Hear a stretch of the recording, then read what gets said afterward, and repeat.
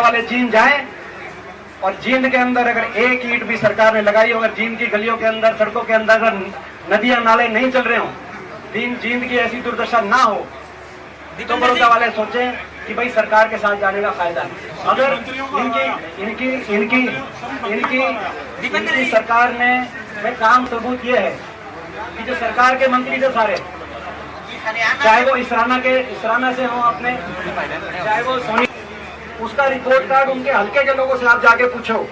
5 साल में उन मंत्रियों का रिपोर्ट कार्ड उनके हल्के से जाके पूछो। उनकी सरकार रही 5 साल और नारा था 75 पार 80 पता नहीं 85 सीट आ रही है, मगर लोगों ने इस इलाके में सारे जो मंत्री थे उनको साफ करने का क्यों काम किया? कोई आपको कार्य 6 साल में नहीं दिखाई देगा। मुडलाना ब्लॉक के सरपंच सारे इकट्ठे होकर जब धनखड़ साहब के पास गए, जब वो पंचायत के मंत्री थे, मुख्यमंत्री जी खट्टर साहब भी वहीं थे और धनखड़ साहब भी थे चंडीगढ़ में, उन्होंने कहा कि भाई गाँव में ग्रांट दो, तो क्या इन्होंने क्या जवाब दिया कि भाई आपने वोट तो दी नहीं, अब हम ग्रांट कैसे दे दें?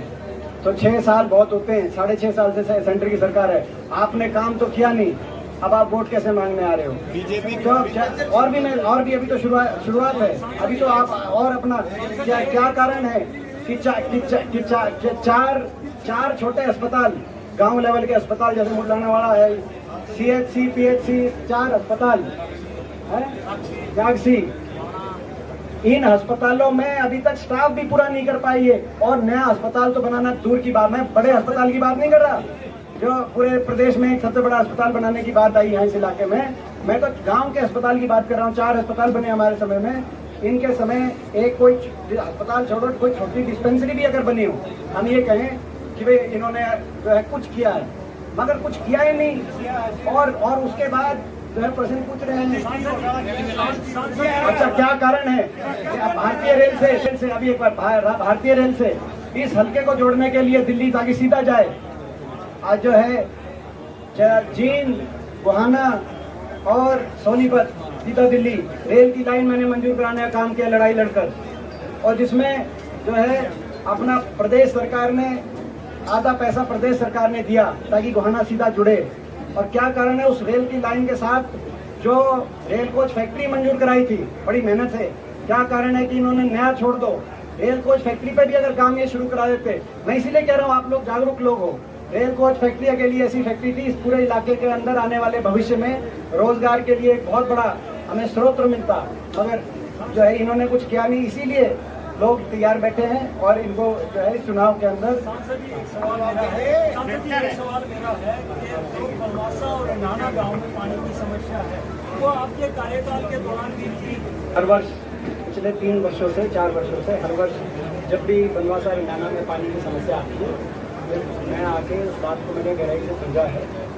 निश्चित तौर से ये जो समस्या है पिछले कुछ वर्षों के अंदर ये इसका स्वरूप बहुत बड़ा हो गया, और जो ड्रेन की सफाई से जुड़ी हुई संबंधित बातें हैं, मगर उससे भी ज़्यादा महत्वपूर्ण ये है कि यहाँ पे एक नई ड्रेन बन के जब तक, क्योंकि अभी बढ़ गया है, क्योंकि पानी का 10 वर्ष तक जो पूरी व्यवस्था रही पूरे हल्के में, उसमें वाटर स्टाफिंग इत्यादि की के वो भी कारण बने, और कहीं ना कहीं अब जब तक एक नई ड्रेन नहीं बनेगी तब तक कोई परमानेंट सोल्यूशन नहीं होगा। ये पंप सेट लग के पानी निकल सकता है, तो मगर इसीलिए हमने सरकार से मांग करी, 6 साल से कर रहे हैं, 6 साल से कर रहे हैं ना। अभी किससे सवाल पूछेंगे? 6 साल से किससे पूछेंगे? किससे पूछेंगे? नहीं 6 साल से किससे पूछेंगे? 6 साल से किससे पूछेंगे? देखिए ऐसा है कि ड्रेन की सफाई की बात और समस्या पिछले 3-4 साल से ज़्यादा बड़ी हुई है, और इन 3-4 साल में हमने लगातार हम यहाँ पहुँचे, लगातार यहाँ से आप लोगों ने बयान छापे हैं गोहाना से।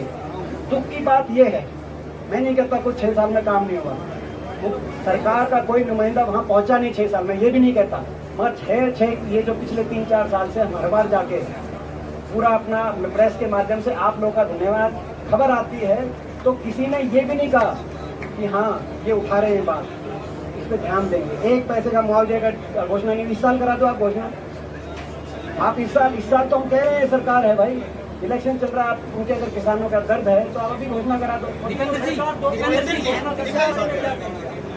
मैं बड़ौदा हल्का सरकार के साथ इसलिए ना जाए, जाके जींद वालों से पूछो, जाके जींद वालों से पूछो। 2 साल पहले जींद में सरकार बनाई गई थी। जींद में कहा था कि सरकार के साथ जाओ, जींद की कायाकल्प हो जाए। इस सरकार के पता नहीं 2 साल बचे हैं कि 3 साल बचे हैं। बड़ौदा से जीत जाएंगे तो 2-3 साल भी नहीं पकड़ने देंगे हम। मगर 2 साल में जींद के अंदर एक ईंट भी लगी हो, जींद नजदीक है, बड़ौदा वाले जींद जाएं और जींद के अंदर अगर एक ईंट भी सरकार ने लगाई हो, अगर जींद की गलियों के अंदर, सड़कों के अंदर अगर नदियां नाले नहीं चल रहे हो, जींद की ऐसी दुर्दशा ना हो, तो बड़ौदा वाले सोचें कि भाई सरकार के साथ जाने का फायदा है। अगर इनकी सरकार ने में काम सबूत ये है कि जो सरकार के मंत्री थे सारे, चाहे वो इसराना से हो अपने, चाहे वो सोनी, उसका रिपोर्ट कार्ड उनके हल्के के लोगों से आप जाके पूछो। 5 साल में उन मंत्रियों का रिपोर्ट कार्ड उनके हल्के से जाके पूछो। उनकी सरकार रही 5 साल और नारा था 75 पार 80 पता नहीं 85 सीट आ रही है। मगर लोगों ने इस इलाके में सारे जो मंत्री थे उनको साफ करने का क्यों काम किया? क्योंकि उनकी नियत अपने इलाके में काम करने के लिए थी। 5 साल दिए उनको, 5 साल के बाद बुरी तरह हराना पड़ा। इसीलिए सरकार के साथ ना जाए कि ऐसा ना हो कि जैसे लोगों को परेशान होना पड़ा वहाँ। आप तो सरकार की बात कह रहे हो, मैं तो मंत्रियों की बात कह रहा हूँ। बड़े बड़े कैबिनेट के मंत्रियों को लोगों ने हराना पड़ा। क्यों? जींद के अंदर काम क्यों नहीं हुआ 2 साल तक? क्यों? अभी तो सरकार वाले बड़े बड़े लुभावने वादे करेंगे, मगर मैं सरकार से कहना चाहता हूँ कि सरकार साथ के साथ जींद में भी दोबारा चुनाव करा के देख ले, वहाँ भी साफ हो जाएगा कि सरकार के साथ जाने का फायदा है कि सरकार को एक हरियाणा की राजनीति को नई दिशा में लेके जाने का फायदा है। और लोग ये समझदार हैं, लोग समझ चुके हैं, लोग हरियाणा की राजनीति को नई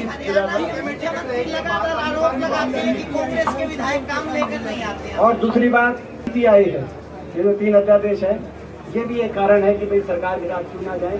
क्योंकि ये अगर चले गए तो लोगों में मैसेज आएगा कि भाई ये जो जिस घमंड में चल रहे हैं, देखो एक और चीज बात रहेगी, एक बात रहेगी नोट करने की बात, घमंड में चल रहे हैं कि उस घमंड में किसान के, मजदूर के, गरीब के खिलाफ चल रहे हैं, वो ठीक चल रहे हैं, ये मैसेज आएगा।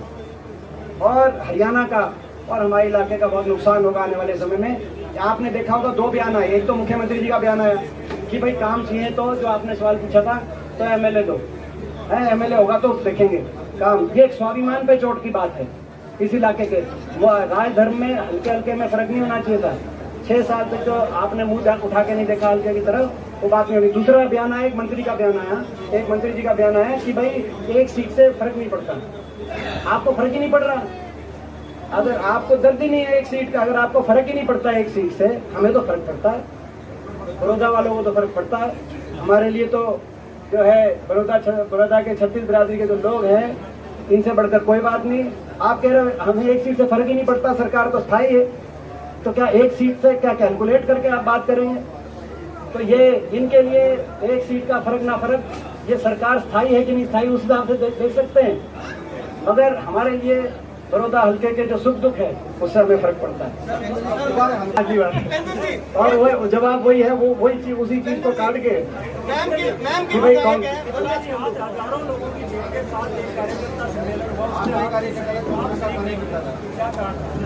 ऐसा है कि हमारे सभी साथी अपने अपने तरीके से प्रयास कर रहे हैं, अपने अपने कार्यक्रम कर रहे हैं, और सबको उस बात के लिए पूरी स्वतंत्रता भी है। तो अच्छी बात है, सब अपने अपने प्रयास को करें। अभी हर कार्यक्रम में मैं शामिल हूँ ऐसा नहीं है, आपको पता है। अभी जो सामूहिक यहाँ पे प्रोग्राम हुआ है उसमें मैं शामिल हो रहा हूँ। और दूसरी बात, चुनाव में एक एक गांव, एक एक बूथ में जो जिस तरीके से जिसकी ड्यूटी लगानी है उसको लगाकर सबसे फीडबैक लेकर जो चुनाव का मैनेजमेंट होता है उसमें अपनी तरफ से जो हो सकता है वो हम कर रहे हैं।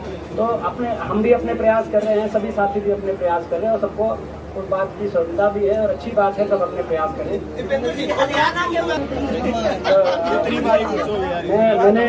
मैंने 100 बातों की एक बात की कि कई आदमी, कई कैंडिडेट इस प्रकार के आ सकते हैं जो कांग्रेस पार्टी की वोट में सेंध लगाने की नियत से सरकार के इशारे पे भी आ सकते हैं, जो कांग्रेस पार्टी की वोट में जिस प्रकार से सेंध मारी हो मगर लोग जागरूक हैं और लोग ऐसे कोई भी अगर कोई उम्मीदवार केवल वोट काटू उम्मीदवार बन के आएगा, ऐसे लोगों की मंशा लोग पहचानेंगे।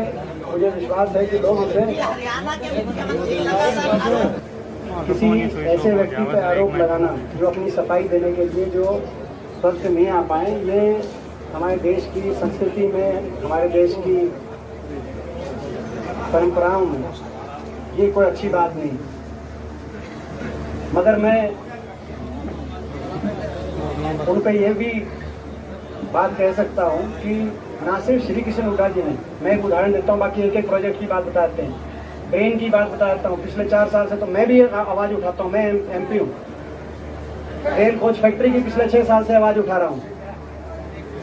पार्लियामेंट के अंदर रिकॉर्ड भी दे देता हूँ आपको। तो क्या हो, उन्होंने किसी की आवाज़ नहीं सुनी। हुड्डा साहब ने तो उठाई, हमने भी उठाई। बाकी हल्कों की बात हो जाती है, ये जेवीर जी बैठे हैं, ये हर बार आवाज़ उठाते हैं, खरखोदा MP का बुरा हाल हो गया। आज तक कभी कोई, तो ये जगबीर मलिक जी बैठे हैं, इन्होंने इस इलाके की हमेशा आवाज़ उठाई, हर सेशन में बोलते हैं, हर सेशन में। जगबीर मलिक जी का तो मेरे ख्याल कोई सेशन ही ऐसा नहीं है आप निकलवा। तो कोई जो काम नहीं किया 6 साल तक, इस हल्के की तरफ देखा भी नहीं। यहाँ तक कि मैंने जो पहली बार बात कही थी, बाईपास पिछली दूसरी तरफ, एक तरफ तो बाईपास इस हाईवे में बन गया था, आपको पता है दूसरी तरफ वाला बाईपास अपना रहा हुआ है। ये अपना इलेक्शन आ रहा है, ये इस पे शुरू कर। मैं तो कह रहा हूँ आप कर दें तो बाईपास परली तरफ वाला जो हमारा जो रूपरेखा है, तो अपना कम से कम हम मानेंगे कि भाई बाईपास पे काम शुरू करा दिया, कराओ कुछ, कोई ऐसी चीज तो कराओ। हाँ सुनिए, है कि इस तरह की कोई जो फेसबुक पे बातें हुई हैं कि फेसबुक के माध्यम से भड़काऊ भाषण चुनाव के समय भाजपा से जुड़े हुए लोगों ने भड़काऊ भाषणों को फेसबुक कई अधिकारियों से मिलकर उसको आगे लेके गए हैं। तो इस पे मेरी मांग है कि इस पे इंक्वायरी होनी चाहिए। इस पे इंग्लिश में I demand that this news has come about that some people connected to BJP has colluded with officials of Facebook to propagate hate content, to polarize the electorate and get some votes. This is unacceptable in our democracy. This should be inquired into. Highest level inquiry should be done, and even a parliamentary committee can provide oversight to this kind of inquiry.